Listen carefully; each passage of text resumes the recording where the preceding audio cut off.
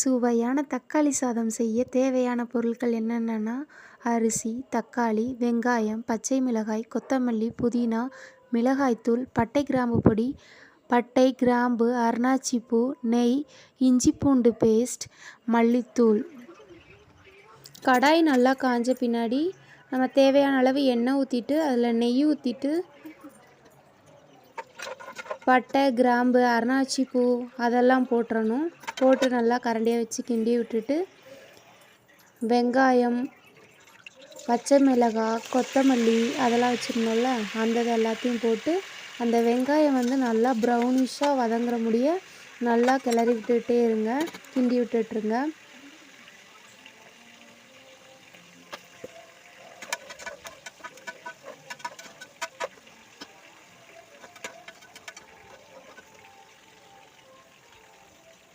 அது கூட இந்த பட்டை கிராம்பு பொடி தனியாக ப்ரிப்பேர் பண்ணி வச்சுக்கணும். அந்த பட்டை கிராம்பு பொடி ஒரு 2 ஸ்பூன் போடுங்க. போட்டுட்டு இஞ்சி பூண்டு விழுது கொஞ்சம் நல்லா நிறையாவே சேர்த்துக்கோங்க.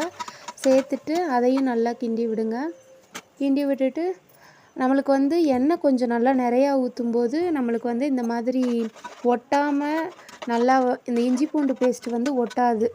அது கூட வெங்காய பேஸ்ட்டையும் ஆட் பண்ணிவிட்டு அதையும் நல்லா கிண்டி விட்டுட்டு மிளகாத்தூள் ஆட் பண்ணுங்க. உங்களுக்கு தேவையான அளவுக்கு மிளகாத்தூள் ஆட் பண்ணிக்கோங்க. அதுக்கப்புறம் மல்லிப்பொடி நல்லா ஆட் பண்ணிவிட்டு மல்லிப்பொடி ஒரு 4 ஸ்பூன் அளவுக்கு ஆட் பண்ணிடுங்க. தேவையான அளவுக்கு உப்பு ஆட் பண்ணிவிட்டு நீங்கள் எவ்வளோ அரிசி எடுத்துருக்கீங்களோ அதுக்கு தேவையான அளவுக்கு உப்பு ஆட் பண்ணுங்கள். தக்காளி தேவையான அளவு தக்காளி போட்டு நல்லா வதக்கிக்கோங்க.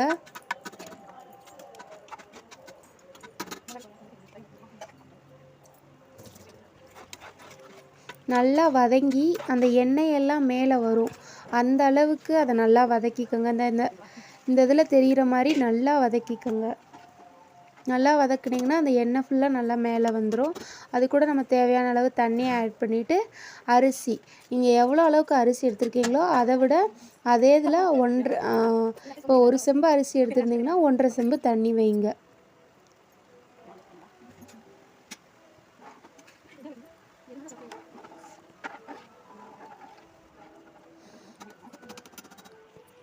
இது நல்லா ஓரளவுக்கு இந்த மாதிரி எண்ணெய்லாம் நல்லா வந்த பின்னாடி நீங்கள் குக்கரை மூட ஆரம்பிங்க. ஒரு கொதி வந்த பின்னாடி குக்கரை மூடுங்க.